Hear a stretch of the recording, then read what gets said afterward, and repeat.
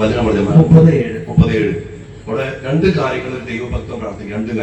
രണ്ട് കാര്യങ്ങൾ ഞാൻ അങ്ങയോട് അപേക്ഷിക്കുന്നു. മരണം വരെ എനിക്ക് അവ നിഷേധിക്കരുത്. കർത്താവേ. അസത്യവും വ്യാജവും എന്നിൽ നിന്ന് അകറ്റി നിർത്തണമേ. ഒന്ന്, അസത്യവും വ്യാജവും എന്നിൽ നിന്ന് അകറ്റി നിർത്തണം. എന്റെ മക്കളെ, ഇന്ന് നമ്മൾ കേൾക്കുന്നതൊക്കെ അസത്യമാണ്, വ്യാജങ്ങളാണ്. സിനിമക്കാര് അസത്യം പറയും, കൂട്ടുകാര് അസത്യം പറയും. പള്ളി പോണ്ട, കുമ്പസാരിക്കേണ്ട, പ്രാർത്ഥിക്കേണ്ട, ദൈവം വേണ്ട. അത് മാത്രമല്ല, ഒരുമിച്ച് ജീവിച്ചോ, ലിവിംഗ് ടുഗദർ, അപ്പനനുസരിക്കേണ്ട, 18 വയസ്സായി ഇഷ്ടമുള്ളവർ കെട്ടിക്കോ, അങ്ങനെ ജീവിക്കേണ്ട.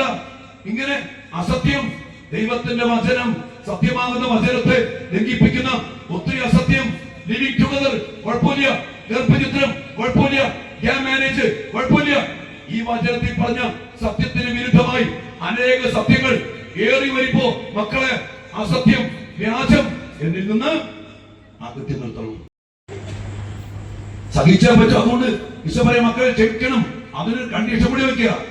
നിങ്ങൾ ക്ഷമിച്ചാലേ ഞാൻ സ്വർഗസ്ഥനായ പിതാവിനോട് ക്ഷമിക്കും. ക്ഷമ കിട്ടേണ്ട ആവശ്യമുണ്ടോ? ഉണ്ട്. അതുകൊണ്ട് മക്കളെ, നമ്മൾ ക്ഷമിക്കുമ്പോ സ്വർഗസ്ഥനായ പിതാവ് നമ്മളോട് ക്ഷമിക്കും. അതുകൊണ്ട് നിർബന്ധമായും ക്ഷമിക്കണം. അപ്പന്റെ മക്കളുടെ മുഖമുദ്രയാണ് ക്ഷമ. വാശി പിടിച്ച് നടക്കരുത്, വെറുപ്പ് വെച്ച് നടക്കരുത്, പിരിച്ച് നടക്കരുത്. അപ്പന്റെ മക്കൾക്ക് പറ്റാത്ത പണിയാ ഈ വെറുപ്പ്, വിദ്വേഷം. അതുകൊണ്ട് ക്ഷമിക്കണം. ഇനി പറ്റണില്ലേ, അപ്പനോട് പറ, അപ്പ പറ്റണില്ലപ്പാ,